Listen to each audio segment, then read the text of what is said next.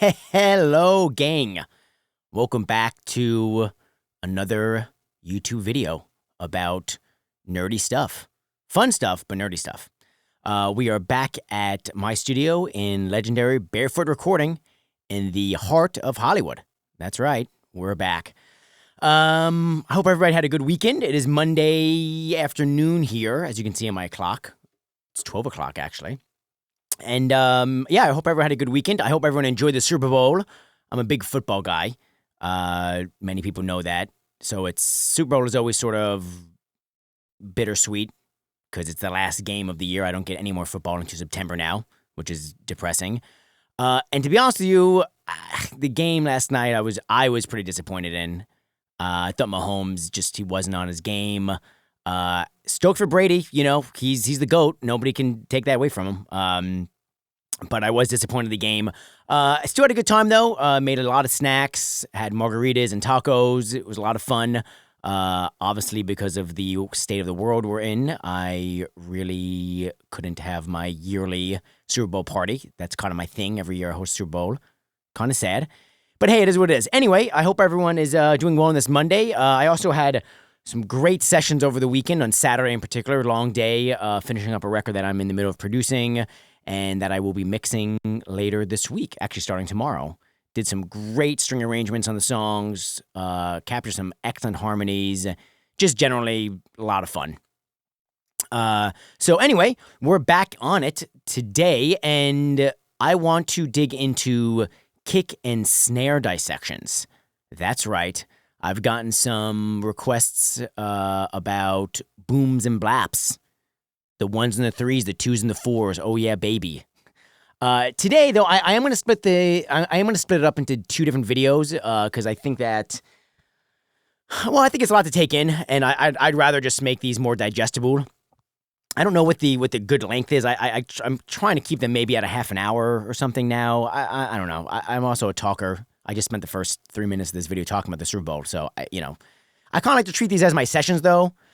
Bands get here, we chat about stuff, we start to get creative slowly, we dig into things. I don't like to turn the camera on, the microphone on, and just start working with you guys even, So I think it's a bit of a kind of a one-sided conversation, podcast sort of thing. Anyway, so yeah, I'm going to split this up into different sections, kick and snares. This is going to be the kick dissection video. So as you can see here, I have a session up, a session of just the drums. Again, I've pulled from a tracking session, a song that I produced, just the drums. So we have all kinds of fun tracks here. And we can see it's going to be a lot to go through. But today we're only going to be really focusing on just these guys over here, which is why I made a nice little track folder of just the K tracks, just the kick tracks. So we're going to dig into those in a moment. Having said that, the first thing I would like to do actually today is listen to the final drum print of this song. So you can kind of get an idea of where these drums ended up, right? So as we go through each individual microphone on the kick drum, you can kind of hear how the kick drum ended up sitting in this drum mix once it was finished. So I'm going to play that right now for you. I'm going to play 16 bars of it. Verse 2 and the first chorus. Verse 2 is one of my favorite drum beats I've produced in a while. I had my very good friend Dash Hunton play drums in the session. He's probably one of my favorite session drummers of all time. He's the dude, he's amazing. So anyway, check it out, listen to this, and then we're gonna dig into a dissection of the kick. I even have pictures to go along with it. The whole deal. We're gonna have a lot of fun today. So here is the 16 bars of the drum print.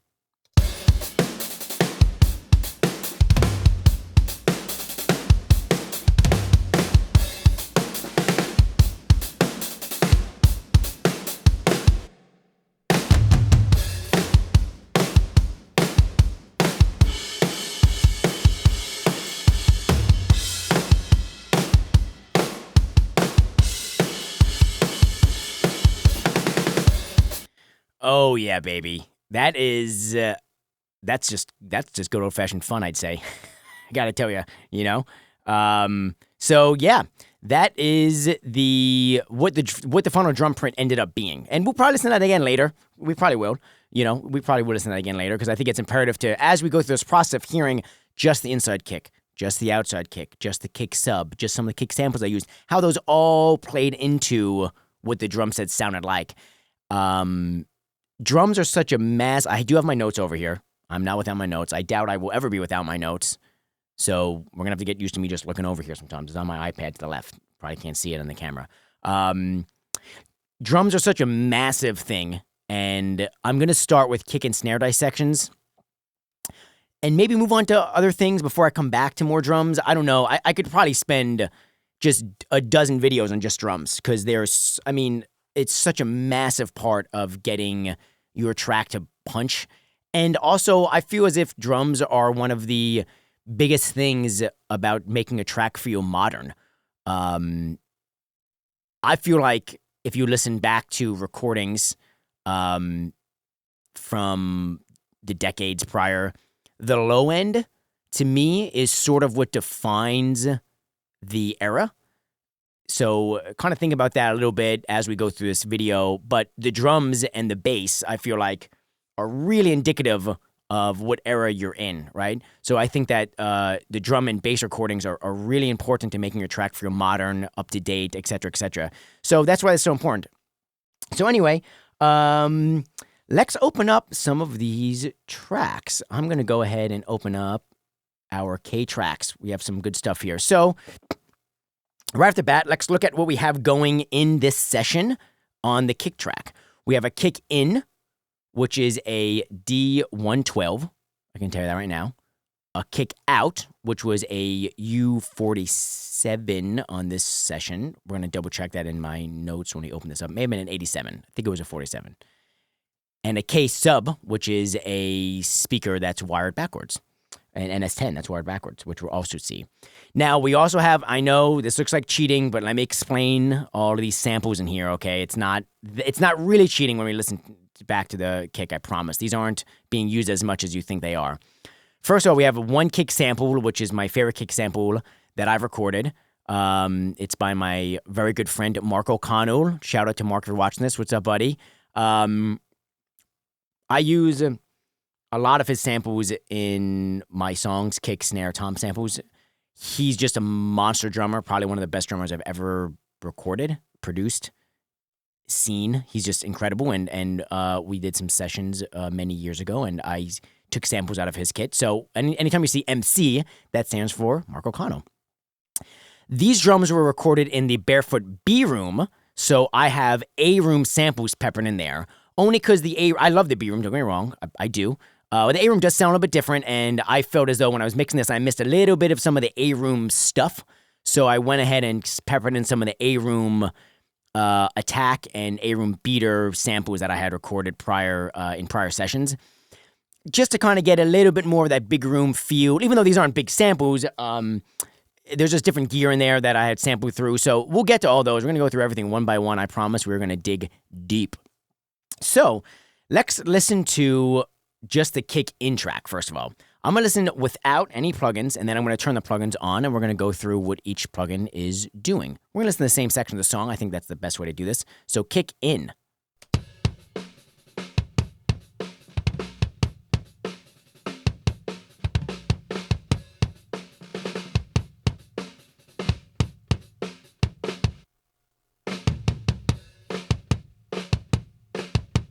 So that is no in the box EQ and no in the box. Actually, the compressor was on, but it probably wasn't really working. Yeah, because we don't have everything on. So here, I'll turn those off too. The volume of this was so low that it wasn't really hitting the compressor, so we don't have to worry about that. But I did turn it off so that as we listen back to it more, it won't be in the way. Actually, I'm just going to go and turn all these off now so that I don't have to go through on every time I listen to a microphone and turn them on and off. Okay, so let's take a look. I pulled up some pictures here from this session, which I thought would be kind of fun. And you can see here on the screen, I hope you can see that on the screen anyway, our kick drum miking on this session. The in is a little bit silly because it's a D112. You're going to have to trust me. But the miking of that was basically halfway into the shell. So if you look at the shell here, right, It was probably around this area of the kick drum was where the capsule was sitting.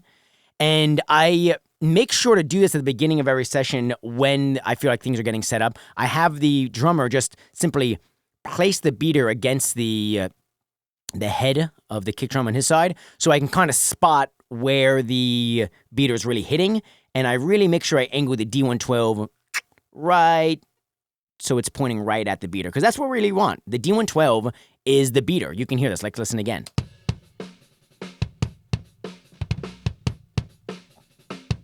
Right? I mean, there's not a lot of low end. As a matter of fact, we can go through my EQs in a minute. I'm probably lopping out 40 or I'm probably putting a high pass at 40 or 50 hertz, maybe even 60. So I'm really want that kick in mic to avoid the kick out and kick sub. And this is something that we're going to get into over the course of reviewing drums, whether it be just kick dissection and snare dissections or whatever. For a set to really work, every microphone, I mean, this really goes actually, I would say, for everything you're recording, but just taking our drums into perspective, because usually drums have the most mics on them out of anything. Every microphone has to be doing its work, right? We really have to focus and decide which microphone is doing what and what it's going to be best at. So the kick in mic, I'm not looking for a whole lot of low end there. I'm looking for a lot of punch and attack and like exciting stuff. Because we're going to have other microphones that are going to be doing the lifting of the low end later, right? And even when we get into the snare, you're going to see what each snare microphone is kind of looking at and what it should be doing and what I'm focusing it on, et cetera, et cetera. So the D112 capsule is probably over here. Hopefully the beater pad is in the right spot so that the kick drum beater is hitting the right spot on the front head. And yeah, pointing right towards it. So let's go and listen to this. Let's look at the EQ I have on here. Okay, interesting. So I'm high passing at 30, probably because we're going to take a look at my EQ on the console in a minute, and I was probably EQing more out on the console, so there probably wasn't a whole lot here by the time I got to my digital EQ. Looks like I'm dipping at 150 by 3 decibels, and I'm boosting at 8.5 by 1.5. So this is probably a low-mid, kind of muddy build-up. We're going to take a listen in a moment. And a top-end boost to get even, just a little bit more attack out of it. Again, I'm doing EQ on the console, so that's probably what that is. But, the thing I really want to look at is, the first thing I do before I actually EQ this is I actually use this guy, Transient Master. This is a transient designer. It's not a gate. It's not a gate. It's simply, as you can see, you're playing with the attacks and the sustain of the waveform. But it's a transient designer, so given the name, transient, you really want to use it on high transient captures, like drums. And the reason why I use this first is because we can hear, without it, we can hear the kick drum. Pretty good. Pretty focused, not a whole lot of bleed. Pretty focused, not a whole lot of bleed. Obviously, there is going to be some bleed. You got to remember, these microphones are literally in front of someone that's bashing things as hard as they can, right? But that's not bad. We're going to turn this on. Let's take a listen.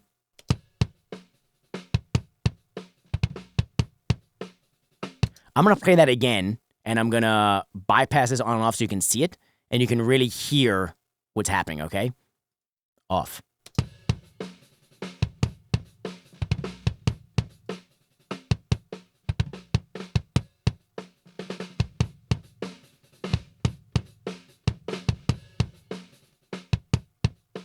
So you can see how that's really focusing the sound, right? It's taking out some of the hi-hat, top-end stuff that may be bleeding in.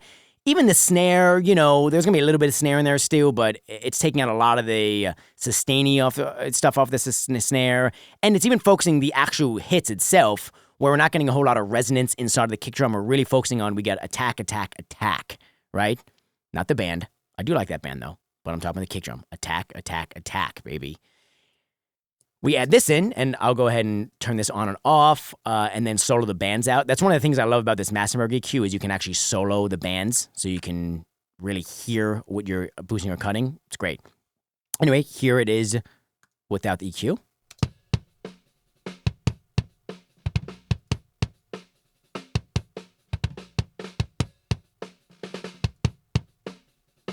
So there's a slight difference there. Let's go ahead and listen to what I did. I'm going to play this and solo out 150. It was bypassed. 1 second.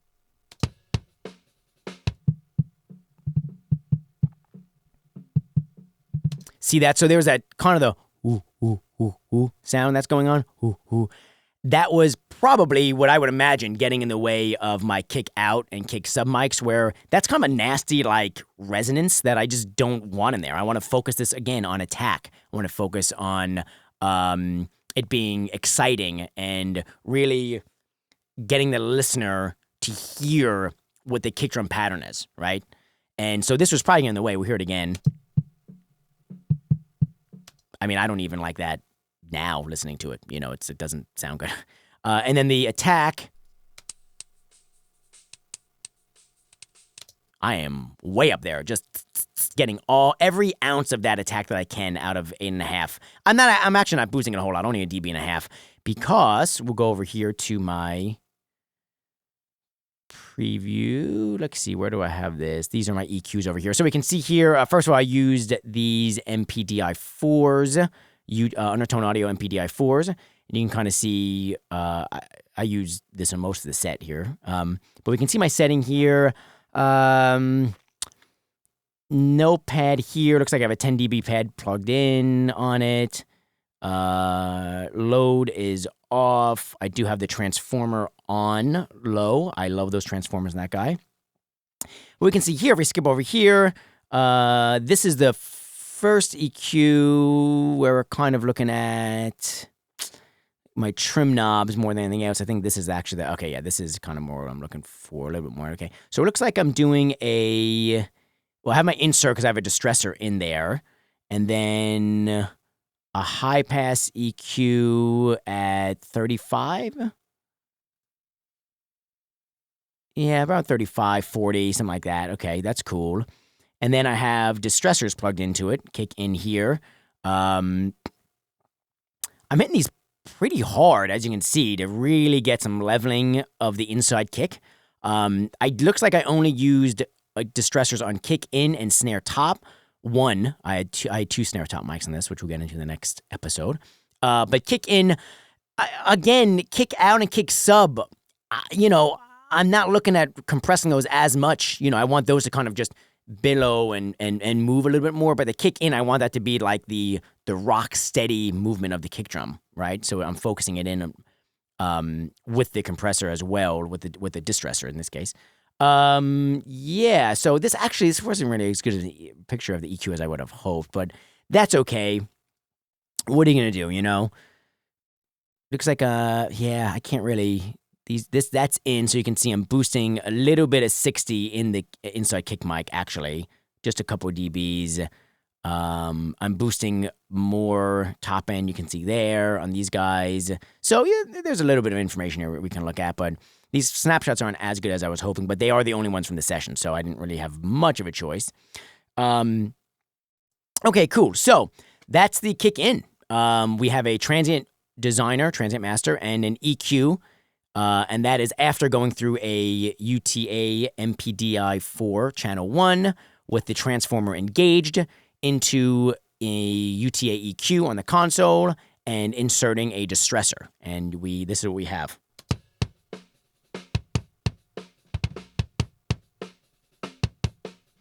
Very cool. Okay. So, moving right along here. I'm looking at my notes, making sure I'm going through everything I want to. Yeah, I am. Looks like all is well. Hope everybody's doing good out there. Let's take a moment, take a drink of water. Intake what we just talked about, right? And I really want to be clear here. When you have a drummer that's as good as Dash, a session guy like this, your drums just sound good. I mean, it's sort of like he could probably play on a kid's set, and I would be able to make it sound good. It's interesting, and I've talked about this a little bit during the guitar episodes. When you have a musician that isn't killing it, and that's okay, not everybody can kill it every day. I don't kill it every day. I know that. I try. I wake up with that intention. But if you have someone that's just not doing it, it's amazing how this drum setup exact drum setup would just not sound good on someone that just wasn't hitting the drums correctly, that just wasn't giving me the dynamics or the dramatics and all the stuff that I look for from a session player or just a player in general, right? Okay, kick out. Here we go, folks. So this is what did I end up using here, actually? Because I said I was going to look at this. It looks like it's a U47. Yeah, it's a U47 because it's got the tube. So the 87s and the 47s look very similar, as you may know, but I can tell it's a 47 because that is a proprietary connector there, and that is a tube microphone, as you can see. So that was the decision I made. Let's listen to what this sounds like before in the box processing, and then we'll go over what I did on the console and the preamps to get into Pro Tools.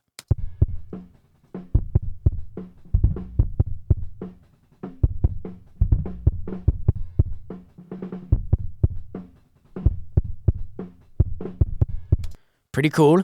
I mean, you can hear it's very low-endy, kind of dirty sounding because I'm really purposely overloading some of that tube, and I'm probably driving that preamp pretty hard, I bet, purposely to get some real, just nice, grungy, low-end out of that U47. I mean, it's kind of hard to lose with the 47 on the outside kick anyway, but you can see, I mean, that guy is on top of that kick.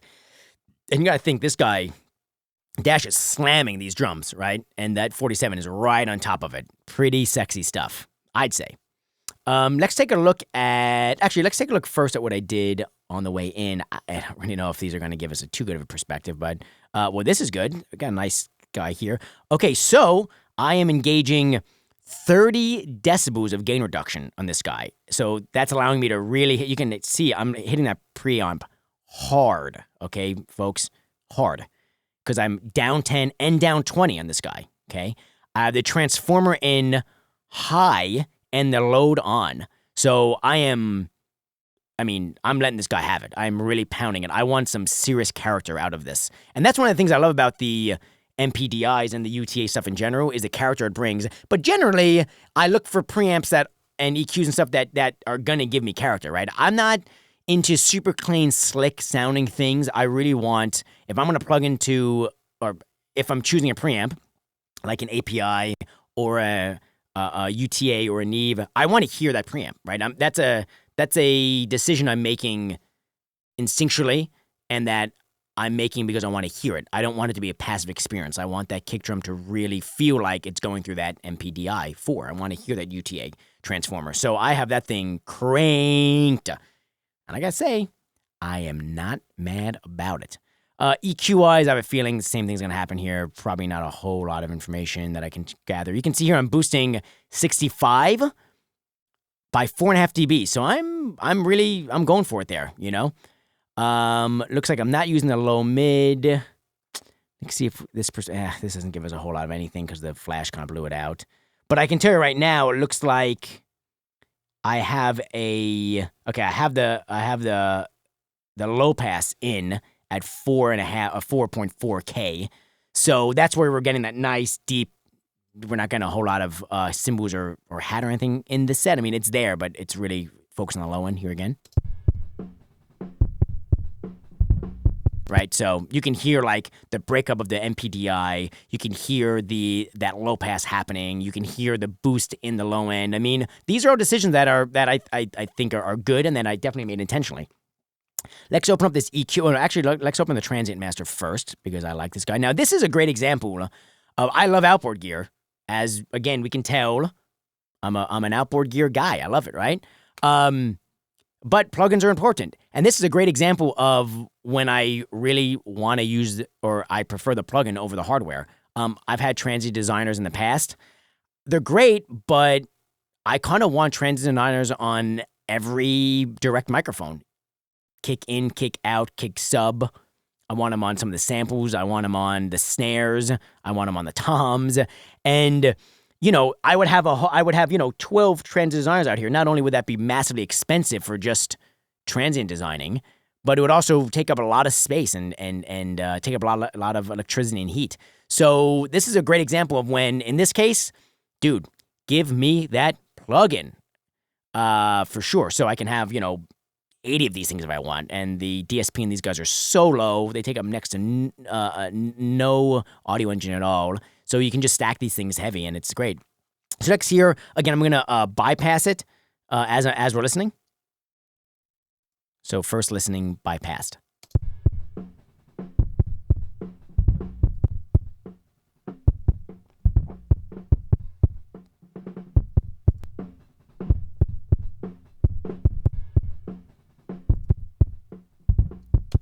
Tight.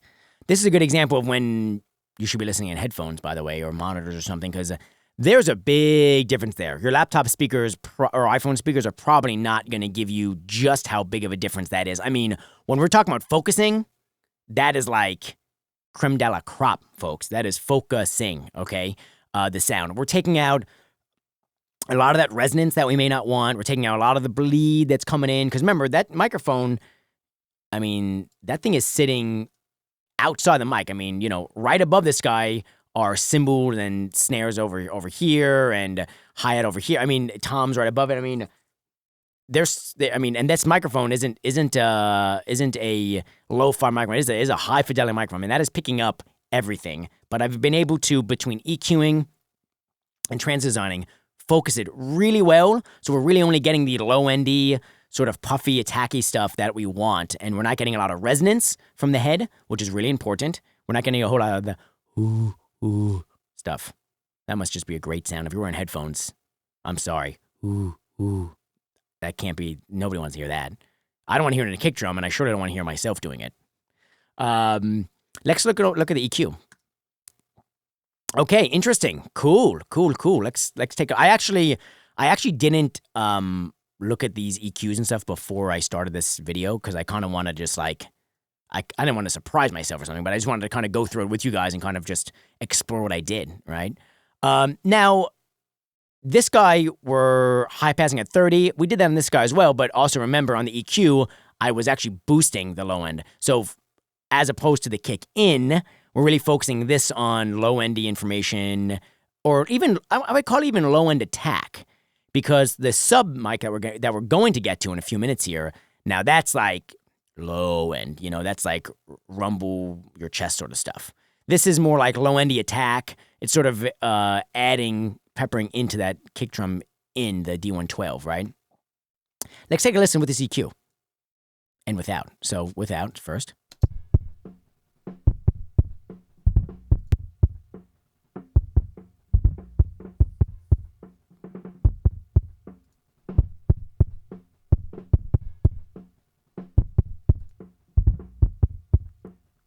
Dope. Okay, so I'm doing a low pass at 2.5, so even further. I probably could have done that on the console as well during tracking, but I probably want to save myself a little bit of room in case I wanted some extra kick drum head attack. In this case, I obviously didn't, so I went ahead and just lopped it at 2.5 instead. I am boosting at 65 by 2 dBs. Decent amount, not a huge amount. Remember, we're already boosting 4 dBs at 65 on the console. So at this point, we're boosting like 6 dBs at 65. So again, I'm going for it here, okay? Cutting at 150 again. So what that tells me is the kick drum must have had some sort of resonance on it or in it, where 150 seemed to be a tonal problem that I was trying to eliminate. That's becoming very evident to me. I wouldn't be surprised if the kick sub doesn't have a similar dip, because the kick sub is probably going to be the most harmonic microphone on the set. So that if there's a problem 150, I would imagine the kick sub was probably highlighting that and amplifying it the most. But we're going to find that out. Maybe I'm wrong. And then 560, I'm down by 2. Okay, let's solo each of these bands out and take a listen. So I'm going to go through and solo 65 first. We'll talk about that.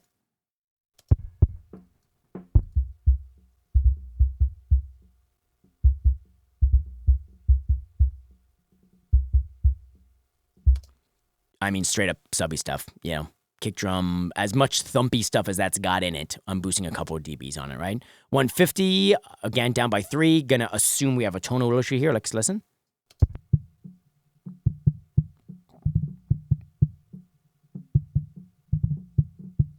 Yeah, that's not pleasing. That's not pleasant. It poses an interesting question. Could that have been taken out during tracking? In other words, could we have tuned the kick drum a little bit harder in one way or the other to get that out? Maybe, probably, but the reality is just, of the situation is microphones end up being like microscopes. I call them.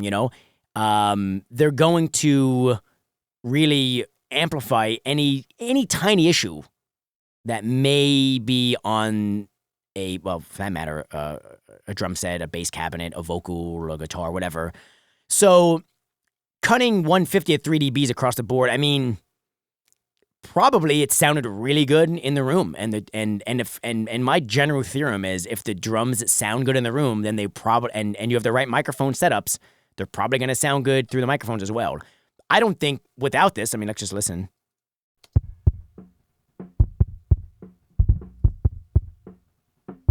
I mean, that's definitely helping and that's doing something. But without that cut, I don't think it sounds bad. So probably during tracking, I felt as though there wasn't a just blaring issue that I needed to cut out. There was probably like, this sounds great.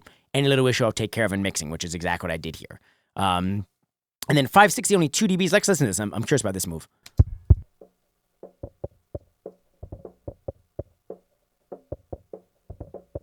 Okay, cool. So that's a little bit of again, resonance, like more low mid resonance going on, like in the upper range of it. Probably I'm going to assume coming from almost driving that preamp so hard that we're almost getting some buildup in that area. That's what it sounds like to me, because it's not a low end buildup like the 150 is, or I'm sorry, not a low end resonance. This is more of like a high, low mid kind of like almost like artifact if we listen again. Yeah, it's not good. I don't like it, so I'm glad I cut it. But that's probably more of what that is, and less of the actual drum itself, and more of just like we're just cranking that pre, and we're probably getting a little bit of artifacting as he's hitting the kick. Okay, so let's go to the kick sub. Let's listen without anything.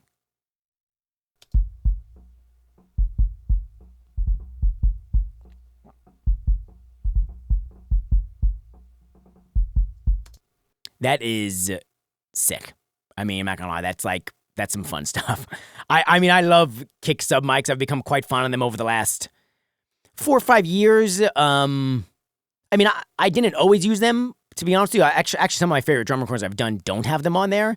But over the last 4 or 5 years, again, I think this may be, to me, maybe a sign of the times, right? Modernizing some of my drum recordings. Adding some really subby low end, almost, I don't want to say 808 because that's like definitely not what that is, but as 808 as you can get on a natural drum set, right? It's kind of distorty and super low endy. It's tonal, it's sub, it's pretty cool. Let's take a look at the picture here of this guy. Where is it? Oh, I'm on it. Silly on me. This guy again is, I mean, if it was getting any closer, it would be kissing it. I mean, truly, But that's okay, That's where I wanted it. I mean, again, some defending some of these actions are kind of difficult because it was in the moment it sounded good, and you can hear in the recording it does sound good. That's unprocessed. Again, it was EQ'd on the console, which we'll go through in a second. But yeah, I mean, it sounded good. So. It is kissing it. Now again, phase aligning, if this is where this capsule is, then this speaker has to be in line with this capsule, right? So, again, whether if I back this guy up or this guy up, they both got to be around the same, or not around, they have to be this same distance away from this head. So that was what I went with. Let's look at the EQ of it real fast. It'll be channel 3. Looks like, by the way, I flipped the inside out and sub 180. So it looks like basically I used the inside kick as the phase alignment tool and then flip the outsides to that. That's cool, whatever. Channel 3, I am boosting almost about 2 dBs at 50, so lower than the other one. Again, going back to my initial point, focusing each microphone, right? Attack, low end attack. subby. And you can almost see just from these EQ points what's going on there, right? I've really, even from the get-go, I had this idea to make sure that each of these 3 microphones were doing its job. Very important. Let's see if we can't see anything here. Oh, let's see if we can't see anything here. Well, not really, except that I'm not really doing any real high or low passing. Probably because that sub mic, I mean, it basically sounds the way it sounds. So I'm probably driving it pretty hard. Let's see. Kick sub, I am 30 dBs of gain reduction again on the preamp itself. So I'm driving that preamp pretty hard. Transformer in, not a big surprise. I pretty much keep the transformers in on the UTAs all the time because that's kind of, I mean, to me, it's their sound. That's what I love about the sound of them. A low transformer crossover. Again, I probably just flipped between the settings and decided that was what I liked. It may have had to do with something with the kick in being the low transformer setting, the kick out being high. I might have wanted to match this, the in. That's something that I've done in the past, so maybe ideally I did that there. Hard to say for sure without being in front of it and switching between the transformer loads, but, that's what I went with here. So let's go ahead and go back to Pro Tools. Okay, so let's bring up some of this good stuff. Again, Trans Designer, yeah, baby. Let's take a look, listen without and then with.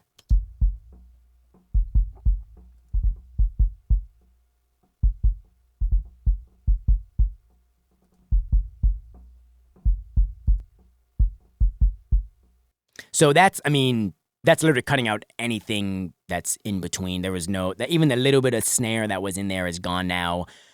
The big thing it did, and I hope you heard it, I really do, there was this sort of like drop-off resonance on it, that it was like going a little bit too long, probably I felt. So I dialed that in with the sustain, I dialed it back, I should say, and made the sustain cut off, so it was probably more even with the kick in and kick out. And this is important. So that all the microphones are moving and going together, right? They're all moving together. In and out, the waveforms are happening, right? So when one thing kind of is being gated, again, it's not a gate, but we'll use the term because that's basically what it's doing here. Gating, all the microphones are gating. When they're all opening, they're all opening. So everything's moving and dancing with one another. And it is this dance. They should be dancing. Those meters should be dancing together. It's a beautiful thing when those guys are dancing. They're doing the mamba. Can you see in your head? I can. Oh, yeah. Okay. All right. EQ-wise. Okay. I did. I cut it. All right. So that, interesting. 145 by 3.5 dBs. So I must have really ended up not liking some of the resonant head tone factor of that drum, in the end. Again, I don't think it was a problem because when you're listening to it without it, it's not bad, but definitely listening to it with that EQ engaged, it's better. So I'm going all the way down here to 56, baby. Let's check that out.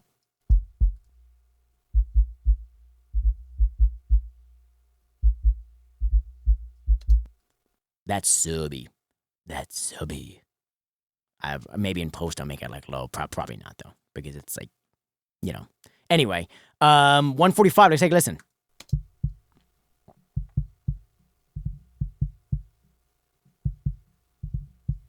I mean, it's literally that same tone. Ooh, ooh, ooh, ooh. It's that same tone happening. So I found it and I took it out everywhere. Out. Actually, I didn't do it in the inside kick. I guess it was only on the outside head, right? So I took it out on that guy. Okay, cool. No worries. And I low passed at 1K. I mean, there's not really anything, there anyway. I mean, I cut out a little bit more of the attack. Probably, again, these moves during mixing, all of these moves are meant to focus every microphone ever so slightly, right? During tracking, and when I'm picking out the microphones, I'm picking out the right microphone to focus the sound. I picked out the D112 for a reason, the 47 for a reason, the sub mic for a reason. That's the initial, what is this microphone and this instrument going to be playing role in the drums? Then on the preamps, what role is that playing? What is each microphone playing? Then on the EQ on the console, which role is each one playing? Dialing a little bit further, right? Then on the compressor, on the kick in, okay, I want to really make sure this is hitting, giving us that pattern on the inside kick. Then now down to mixing these minuscule moves, dipping by 3 dBs here, cutting at 1K on this guy. They all add up to be one big thing. And that is, I mean, if you take nothing from all of my videos, I hope that you take that this is a process, and it's a very intentional process, and you have to go to it, and you have to go into it with intention. You have to think about these things as a producer. You have to think about, how is this kick drum in microphone and EQ going to affect the point that I'm trying to get across with these drums, right? And the drum part, and the drummer, and the overall scope of the song. I mean, you have to be thinking about these things from the get-go. I mean from the get-go, like during pre-production, making lists and making notes of what we want out of each microphone and what we want out of the drum set, and conceptually what we want out of the drum set is going to lead us to making those decisions. It's really important, folks. I mean, it just is. I can't stress that enough. I cannot stress enough. Okay, cool. So we're getting somewhere now. So now what we're going to do is we're going to listen to these 3 channels together and listen to what the kick drum microphones all sound like together. Also, actually, you know what? Before we do that, let's go and check our phase. And I don't think on the, I flipped it on the, that's right, I flipped it on the console. I said that earlier. Let's zoom in here. What do we got? What do we got? Oh, that's pretty. Yeah, that's pretty. I do like that. Again, every kick microphone is working together, right? You can see it up, down, up, right? Go further into the verse here. Up, down, up, up, down, up, up, down, up. They're working together. The phase is pretty perfect.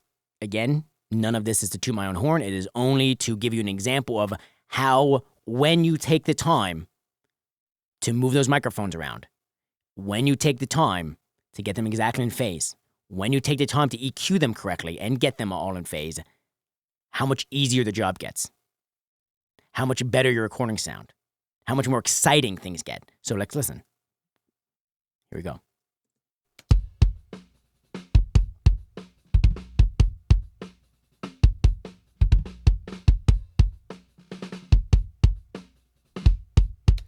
I mean, that's a kick drum, folks. It's a kick drum. There's not a lot of bleed in it.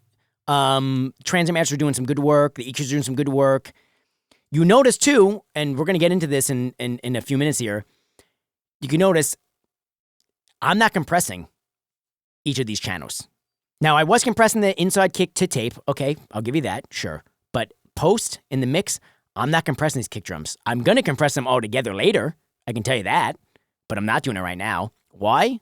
There's a reason. There's methods to the mayhem, That was Methods of Mayhem. That was a band Tommy Lee played in like the early 2000s. Methods of Mayhem. I'm probably dating myself. Methods of Mayhem. That stuff was that good? I don't remember. I'm gonna listen to it today. Anyway, I'm not compressing each track because to keep the phase correlation that I've achieved here correct, I don't want a bunch of plug-in compressors hitting, or not hitting for that matter, each microphone differently at different times. It is going to throw the phase off. It is going to throw off the purity and the clarity that I've achieved with these microphones and this phase correlation and these focus instruments, or microphones I should say, on this instrument.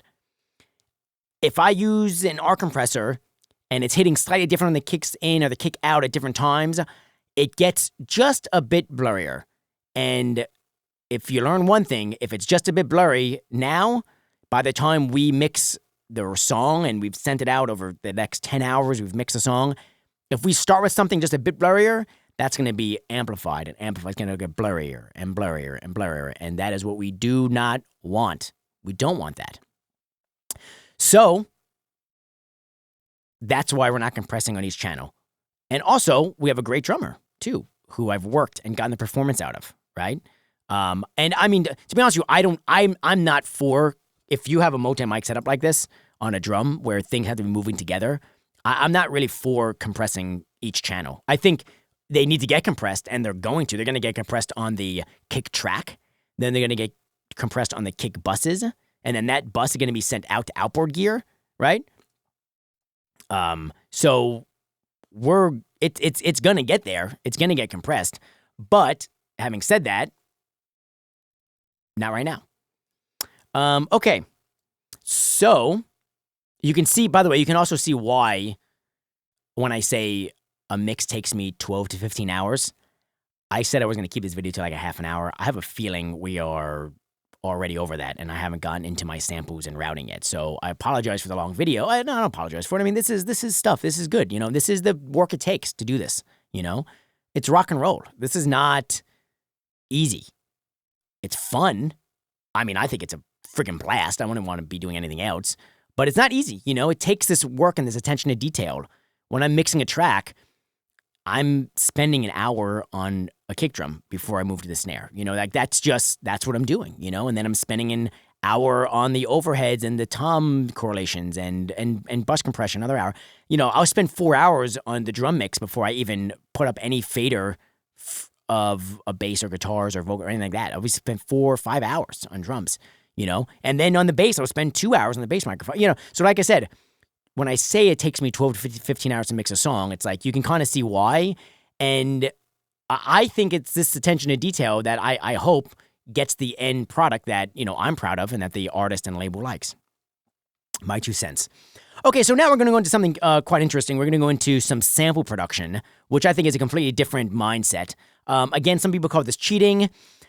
I mean, listen, in the end, whatever makes you happy, whatever sounds good is good, right? These are samples I've personally recorded, and so I feel a little bit better about that in the sense like, well, these are samples that I've recorded, that I've made, and that I think, serve this song, right? I'm not going to use the same samples every time, even if I did. I mean, there's nothing wrong with that, right? I did a really good kick drum recording. I wanted to pepper in a couple other things to it. Okay. Sue me. No, there's no shame in that, especially considering these are, again, I mean, I don't want to be snotty about it, but, or high and mighty, but these are samples I've recorded. So these are samples that I've taken that I like, I've processed, and I thought, this was in the B room. I love the B room, but I wanted a little bit of extra, sauce on it, right? From the A room that I didn't have. So we're going to get into that. Let's take a look. First of all, let's listen to, well, this actually wasn't from the A-Room. This was a Marocano sample. This was recorded back in North Carolina, actually. So let's take a listen to this sample, what it is on its own.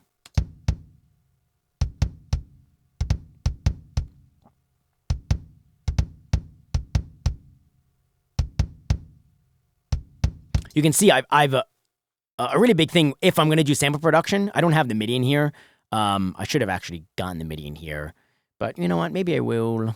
I'm going to import it. You guys hold tight for a second here. I'm going to import session data from. Oh, you know what? I can't because the drive's not plugged in. All right, that's okay. It is what it is. I'll explain it. You can kind of see here, if I'm going to do sample production, I went through and literally, you can see the velocities are changing on the pattern every kick drum. I'm mirroring what Dash is playing on his velocity up here. Right? I'm mirroring on the MIDI. So that you can see here, lighter, harder, lighter, harder, harder, slightly harder. And you can see, and I'm mirroring that on the samples. I'm usually looking at the kick in mic, because that's going to have the most dynamic impressions that I can get. The outside has more sustain, so you don't get quite as much like, hit hard, hit light, medium hit, et cetera, et cetera. But you can see the kick in does that. So that's what I did. I went through every kick drum, and that's no joke. You can see every kick drum in this song and set the velocity setting to what I thought matched the inside kick drum mic. Again, that wasn't a short process, may I tell you, but it was necessary. If I'm going to be doing sample production, it has to be right. It's not just, oh, whatever, just make them all super hard and just throw it at the sample in there. Not for me. No. Every kick drum, there's probably, I don't even know how many kick drums in here. A couple hundred hits, maybe 100 hits, who knows. I went through every piece of MIDI, every MIDI hit, and set the velocity to be the correct information to match. So it was as natural as it could sound. It's a sample, so it's still going to sound, it's a little unnatural in the sense of like, it's still that one hit over and over again. So you're not getting the human aspect of actually the beater coming on and off, but it's as close to relevant to that kick drum in as you can get. So we'll listen again.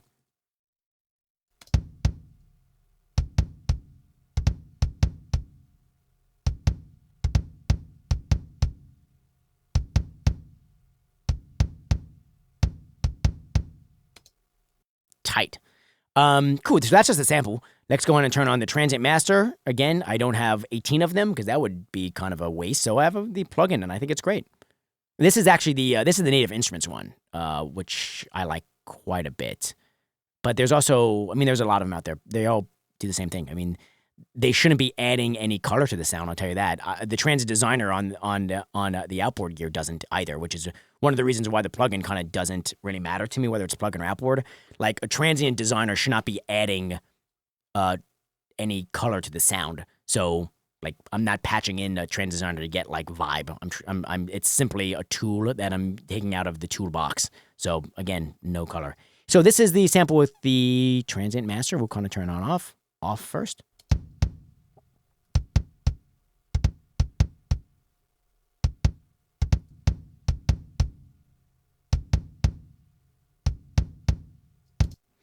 I mean, you could probably hear that a lot.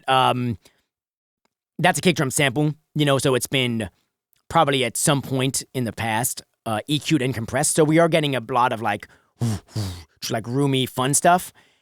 And that's great because it's like, well, that was the sample that it was recorded as, you know. So I did not want that in the sample. I wanted to get the sample as raw as possible and then drop it into each session that I was going to use it in, like this one, and then EQ it and compress it and do transient designing that served the session, you know?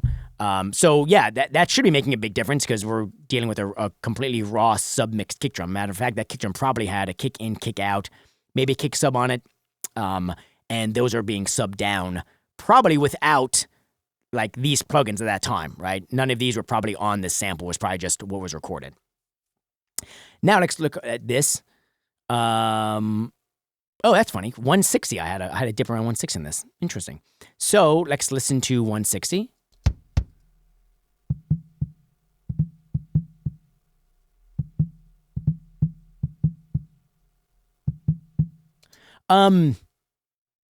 There's a chance I was doing that honestly to sort of just match the kick drum outs that we already had so that there wasn't a obvious sound that was taking up 150, 160, 145 that I didn't want. I kind of wanted to match. So I probably wanted a dip. I was probably cutting a hole at 140 to 160 purposely to make room for whatever I'm going to end up doing later. Probably the low end of the snare to cut through, maybe even for when the toms hit, we get a nice big tom hit. There's nothing in that range in a transient, you know, so that when the transient of the tom or maybe the low endy snare hits, you really have like I've created a pocket for it. I'm going to gainer, that's what I was doing because there's probably not really any reason to cut 3.5 dBs at 160 unless I was going for that, unless I was cutting a hole on the kick drum. And interestingly enough, I'm actually cutting 8 dBs. 8K at 4 for 4 dBs. That's interesting. Let's check that. Let's check that out.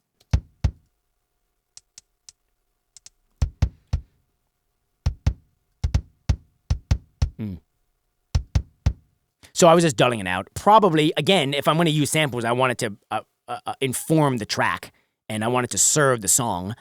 And the drum set, I probably felt as though 8K was a little bit too tacky and probably getting in the way of the inside kick mic. I probably felt like my inside kick mic, in this instance, it's better. I want that to be the attack.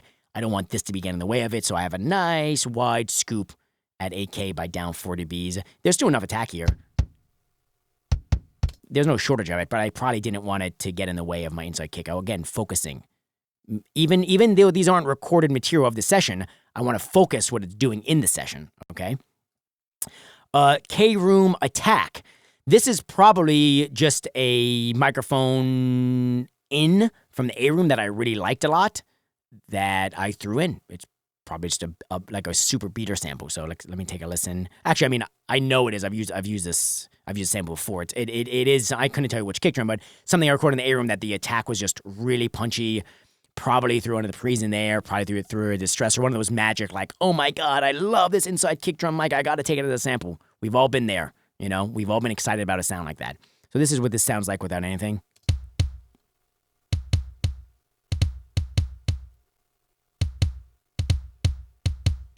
So, yep, and Transit Designer on.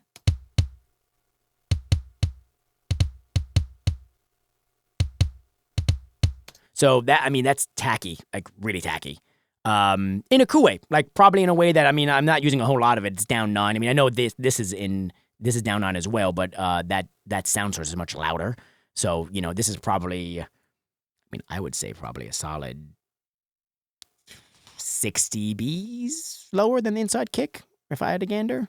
Just given as kind of, yeah, probably 6. So it's down 9, but it's also, the sound source is probably easily down 6 dBs in addition to that. So we're not using a whole lot of it, just enough to probably support the inside kick drum, right? So some of these samples are supportive in the sense of like, well, that kick drum in the air room that I had through the distress that day was a little bit more nuanced than the kick drum in that I had here. So I want to just kind of add that in just ever so slightly. So that's probably what I did. You can kind of hear these two together.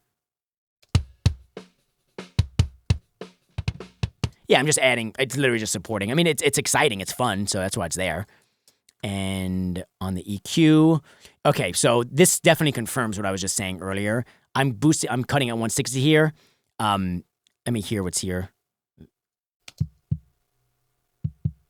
So it's not that same resonance. I just basically decided when I was mixing this, I don't want the kick drum to have 140 to 160 in it, or maybe even 175 because the Q section is a little bit wider than that. I want to cut that hole for things that I'm going to add in later to the drum set. So that's all it was. Because if I'm cutting samples at the same place that I'm cutting the microphones that are being recorded, that tells me that obviously in this mix, I mean, I mixed this a while ago, so it's hard to get back in that mindset, especially when I'm not looking at the whole song once. I'm only looking at the drums. But having said that, getting back into the mindset of mixing the song, I would say I was cutting a hole on the kick drum for whatever was coming next that I already knew that I was going to add in. Again, I would gander, just knowing myself, probably the snare low end and when toms hit, because there's a lot of tom work in this song. When the toms hit, there's a nice big hole cut out so they really punch through the mix. Again, I would say I'm guessing, but I'm not because I did it. So I feel like that's, if I have that thought process now, it's probably the thought process I had then as well. So that's cool. That's in there a little bit. And then one last one, which is what is this one? The K-A Room Beater Low. Okay. Very cool.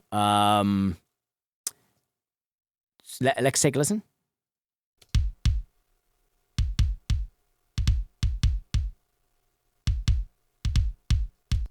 Okay, so that is another beater. Let's look at what I did to the EQ. Probably,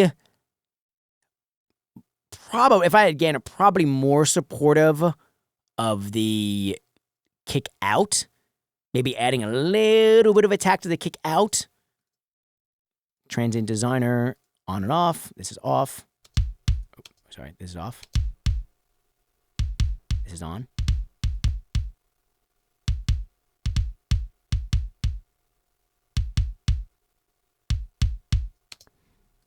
Same thing there, you know. Again, taking any of the room resonance out of it, you know.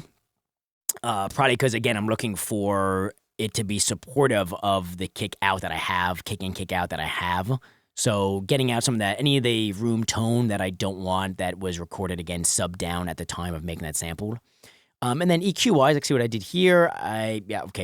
Simply cutting at 165. So, again, these two samples literally are just the sample as they sounded, except I'm just cutting out that hole for whatever comes next. We'll listen again.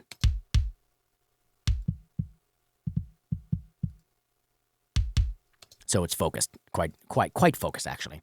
Again, velocity, really important, right? We're really hearing the kick drum still being human, even though it's a sample. I feel like it's a human take on it, because it's kind of the velocities are coming and going with the recorded material.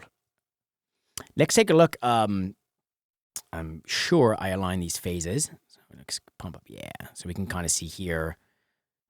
All these phases are aligned on the sample. I probably shifted the samples around to make sure that they were in phase on the main attacks. Because samples in general, you can't guarantee those are going to be in phase. So because I didn't flip the phase. Obviously, I wouldn't flip it because I moved to the same phase. Yeah, obviously, yeah. So I just moved them in.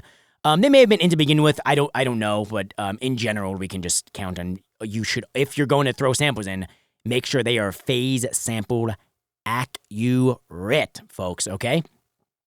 Oh boy, I hope no one's bored. Okay, so let's listen to this kick drum with all of those microphones now, shall we?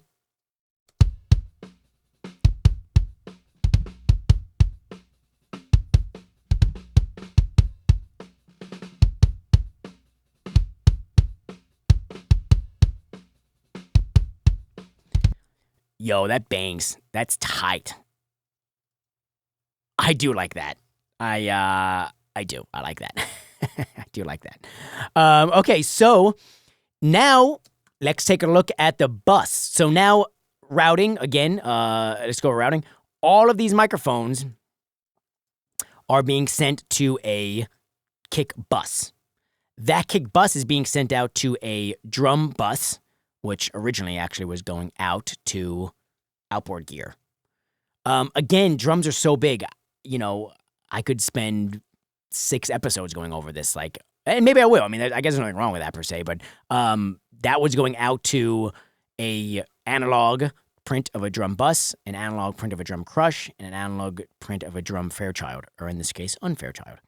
And you can see analog 3/4 there. I'm going to put this back on monitor left, right, so we can actually hear it, because those settings are not patched, because I did this mix a while ago. But anyway, all these mics are being sent to a kick bus, where now I'm going to be making more sweeping decisions, more overarching decisions for the whole kick drum in the drum itself. And I, not super surprising here. I kind of was assuming that I was going to see what I'm seeing here. Boost on the low end, 2 dBs of 65, another just gimme that kick drum low end punch, baby. We're going to be hearing a lot of that kick out and kick sub, and maybe a little bit of that room beater track in this move. And this is just a simply, if there's anything left at 150, 160, get it out of there, dude. Get it out. Let's cut that hole, folks, okay? By the way, I got a new mic stand for this microphone, because if you remember last time, it kept falling. That was obnoxious, so just want to point that out. That's tight. I haven't had to do that 8 times today. Yeah, so EQ first, and then compress them. And then compressor. Why? Well, this isn't a always thing, but generally I want to feed the last signal I want out of the kick drum into the compressor. In other words, if the compressor was first, and then I EQ'd, we'd still be feeding some of the 150 and not those 65 boost into the compressor. I want them to be fed into the compressor. I want the compressor to be compressing that information as well. I don't want the compressor to be compressing 150 and bringing that out, right? That's not good. We don't want that. What's going to end up happening is I'm probably going to just end up putting another EQ after that to get out the 150. And so instead, cut off at his knees first. EQ first, then compressor. Again, that's not a rule. I don't want you to think that I'm saying always do that. I'm saying in this instance, this is what I did, and typically for drums, what I will do. I want the kick drum compressor to be compressing the absolute final sound I want on the kick drum. Next, listen with and without this EQ. This without. Is this looped? I don't know. No, it's not.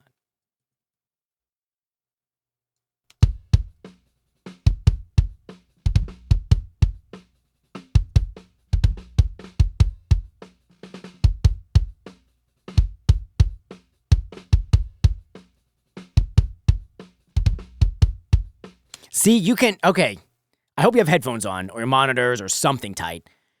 You can hear that 150 being cut still. You can hear it.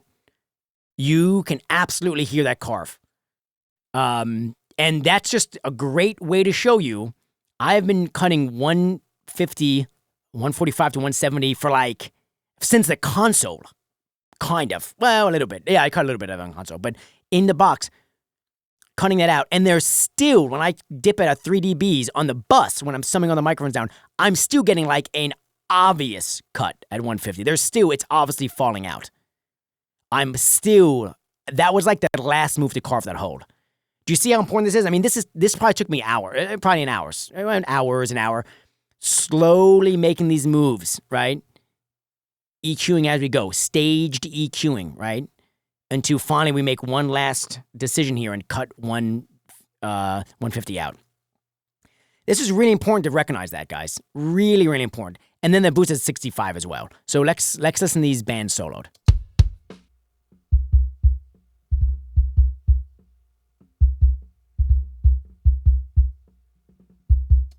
That's tight. We're getting some nice last-minute low end there out of that. That's cool. And then here we go. Here's what we carved out.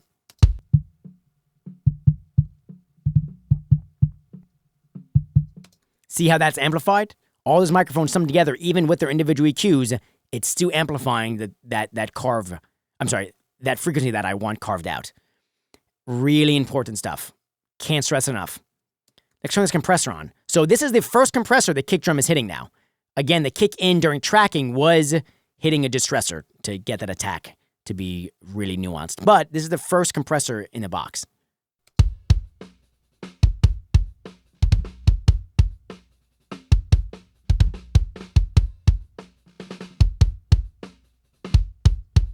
And without it,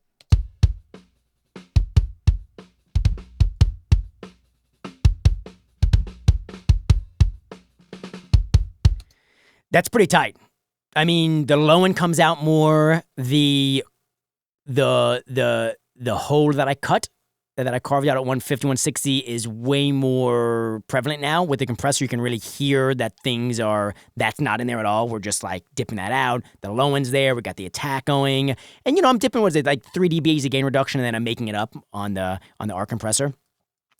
So nothing crazy here, but just enough where everything kind of glues. And the most important thing is moves together, right? All the microphones now are being summed together. So not every individual channel has a compressor working on and off, on and off. Everything's being summed and then compressed together.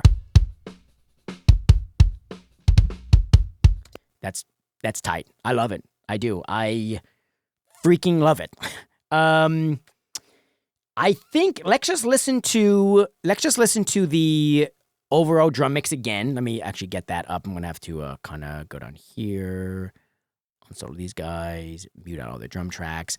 And then this time when we listen to it, I want us to all listen to the drum mix, and I hope you like it. But in general, listen to where that kick drum's sitting and how it's sitting, right?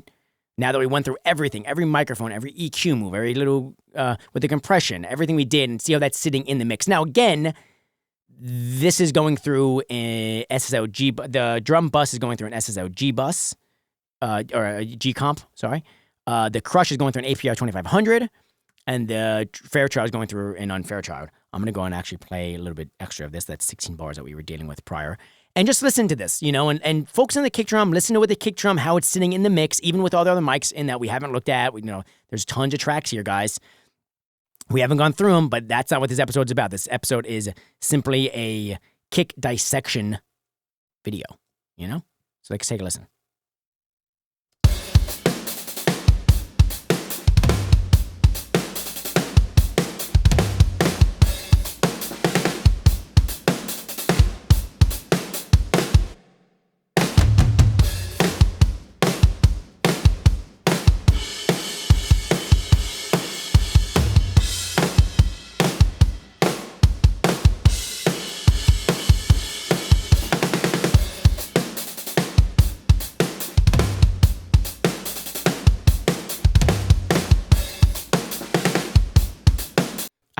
I had to play that part of that twice because that just is so dope. That is dope. It sounds sick. That kick drum sounds sick in there. That beat, that dash, I had dash play is sick. It all works. And the kick drum is right in the middle. It is unapologetically anchoring the drum set down. It is sitting in its right spot. It's got the perfect hole carved in it where the rest of the drum set is breathing and living around it. And you can hear the outboard compression reacting to that kick drum in just the most beautiful way. It's pushing and pulling in a beautiful way, right? The EQ is pushing and pulling in a beautiful way where everything's sitting together. Everything's married, glued. I mean, God. I mean, can I curse in here? Because I kind of want to say, fuck yeah. I just said it. I don't know. Maybe I'll bleep it out. It was the F word, if I do bleep it out. Anyway, I think that's pretty much it. Again, I'm not going to go through all this stuff because it's like, again, we could spend 6 episodes on this, and I feel like the outboard settings I had on this gear, that alone is a whole nother kind of video, and I haven't done the snare dissection yet. I was going to do the snare dissection video today after lunch, but to be honest with you, I got so into this kick drum dissection that I think I have to save it for tomorrow later in the week because I have to get to prepping mixes for this week. I got to get some stems out. I got to do vocal edits. I have one last string arrangement that I want to do on that song I was talking about that I worked on over the weekend. I decided I wanted to add a high violin to this track, and I need to map that out in MIDI. But in any case, so the snare dissection video may come a little bit later in the week. But guys, I hope you learned something here. As I've been saying, maybe I'll make it the catchphrase. Maybe you guys will like it. I hope you take this information and make beautiful music babies with it into the world. I hope the next kick drum you record is better than the last one you recorded. And I hope the one after that is even better than that one. And so on and so forth. And then we have the mega ultra best kick drum ever collectively. This channel will have recorded the best kick drum you could ever freaking record. That's my goal for you guys. That's my goal for myself. When I wake up and I'm recording drums, I listen to some of my favorite drum recordings I've done. I listen to some of my favorite drum recordings that I just like. And I think to myself, I set the intention for the day. I say, today, I'm going to record the best kick drum that I've ever recorded. And I'm going to record the most detailed drum set that I've ever recorded. And thinking about how that serves the song as a producer and what I want out of the drum set. And that's the intention I set when I come into the studio and I start setting drums up, right? That's what I want you guys to take with you the next time you record a kick drum, which I hope is tomorrow now. And I hope that you go back to this video. I hope you watch it. You listen to all this advice. I hope you have questions for me. I truly hope that you question me. And because what that invokes is something better, right? So take this information with you. Make beautiful music babies with it. I will see you next time on the kick dissection video. Let's listen to this one more time.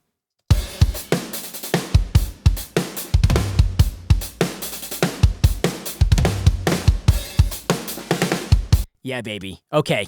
You guys take it easy. Have a great day, and good luck on your future recordings and productions.